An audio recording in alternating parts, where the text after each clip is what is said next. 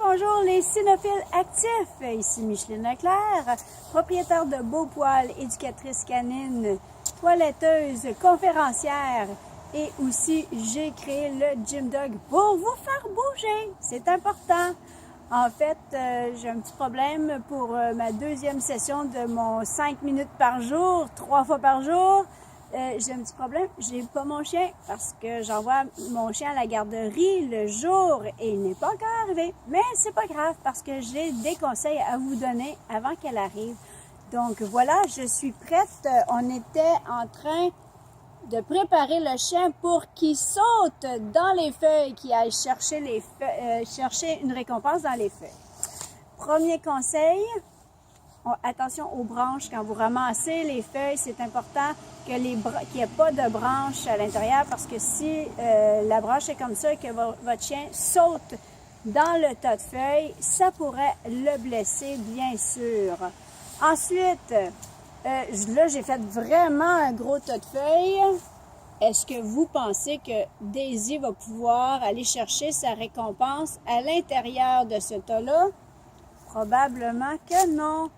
C'est quand je vous parle de petits pas, alors ça fait partie des petits pas. Hein. On pense que ça va super bien à l'intérieur, mais juste de changer d'environnement, ça fait toute une différence. Et vous l'avez vu ce matin, je ne sais pas si vous avez pas regardé la vidéo, allez la voir. Daisy, je faisais juste me lever debout, puis elle voulait plus rester, elle voulait plus s'asseoir. Alors c'est vraiment important.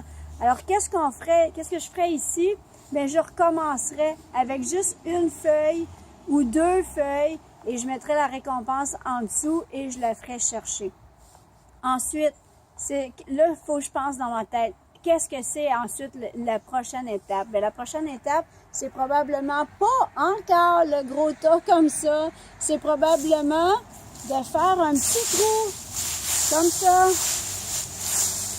Alors voilà. Je ferai un petit trou et je lui demanderai juste de s'approcher du tas de feuilles pour qu'elle se familiarise avec ces feuilles-là qui font du bruit. Ça pourrait l'intimider. Alors, puis après ça, ben, j'irai un petit peu plus loin. Même, je pourrais même faire une fente dans le milieu pour qu'elle passe au travers, puis jusqu'à ce qu'elle soit à l'aise. Alors, on va probablement essayer ça demain parce que je pense pas qu'elle va arriver avant qu'il fasse noir. Alors, probablement demain, on essaiera ça. Ensuite, là, on pourra cacher dans un cogne. Je vous montrerai le cogne.